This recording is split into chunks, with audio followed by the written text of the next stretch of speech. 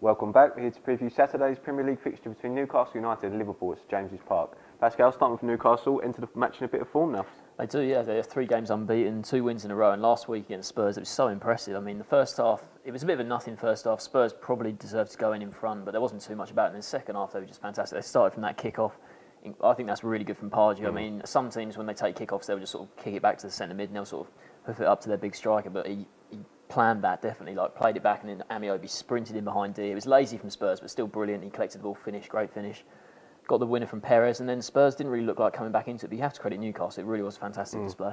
You mentioned Perez. I think he wasn't really in that game, was he? But to get his first goal was obviously important with Cisse out. Riviera came in from Monaco. He hasn't really hit the ground running, has he? I mean, they've got Cabella as well, has done bits and bobs, hasn't he? But I think they need to be careful, Newcastle. While they've won their last 2, they are still only 2 points outside the bottom 3. And if they lose this game, they could easily drop straight back down, couldn't they? Defensively, they've not been too good this season, and they're coming up Mario Balotelli, who should be confident after scoring. He should be what he scored in the Capital One Cup, and I mean a crucial goal as well, sort of helped the late fight back against Swansea. But for me, Balotelli's still not. He was really impressive in. I think it was the first game at Spurs. He looked really good, and he had a great chance. I think it was about 5 minutes in the game when he had a header. And if he'd scored that, things might have been different. His confidence levels might have changed. But it was a great save from Lloris in that game.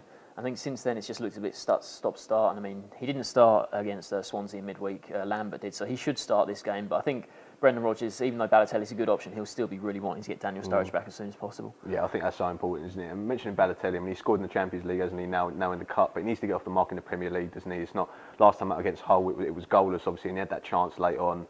If that goes in, you know, everyone's up. Liverpool are sort of in and around the top 4 again. To be fair to Liverpool, they've won games this season. You know, they beat QPR, scored a couple of goals, didn't they?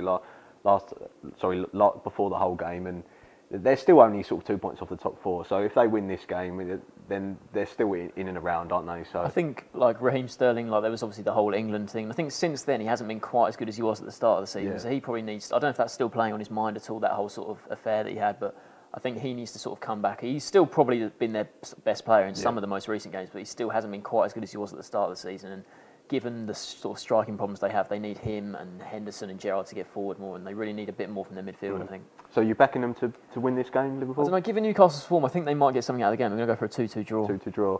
I can't see Liverpool winning either, to be honest. I'm actually going to back Newcastle. I think they're rejuvenated, so I think they're going to win 2-1. So we've got a draw and a 2-1 win for Newcastle. Thanks for joining us.